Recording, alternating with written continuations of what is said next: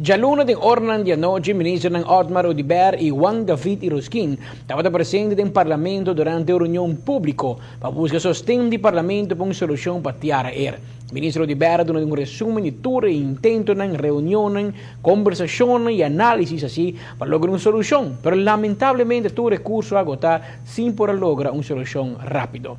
El mandatario via semana passada para Venezuela, caminha a sostener diferentes reuniões com o executivo venezolano, a nota luz na final de túnel, pero a luz é pouco mais leu com o qual investir.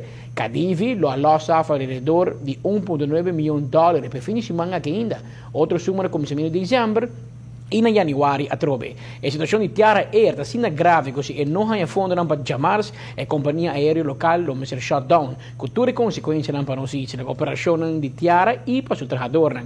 Por tal motivo, ambos ministros han pedido sostén do parlamento para realizar uma adaptação de lei de ATA para lo que tem emergency funds. De forma aqui, para poner para um solo viaje, suma de $1 milhão para ajudar Tiara Air de aqui e evitar que vai bancarrota. Mas o executor fração do parlamento amusa não sostém de petição do governo e assim ajuda na solução para uma companhia que usa 27% de nossos turistas fora de Venezuela.